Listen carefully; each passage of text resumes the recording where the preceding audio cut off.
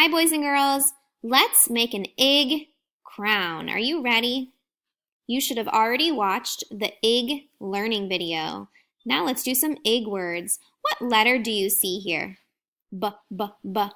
Let's put the b in front of the egg and blend it. B, egg. What do you get? Big. Now we need to write it on the line. I'm going to write my B. B. Now I gotta write my egg. Oh, Nolan's helping me sound out B.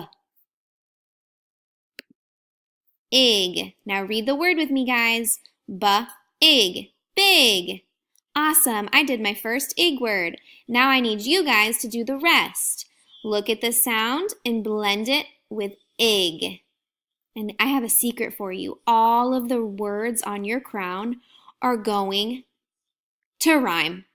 I know, it's so exciting. You just made 4 rhyming words. When you're done writing your words, you can color, make your crown beautiful, and then you need a sentence strip and to bring it to your teacher so she can staple it together. And you can wear that crown all day and read your egg words to everyone you know.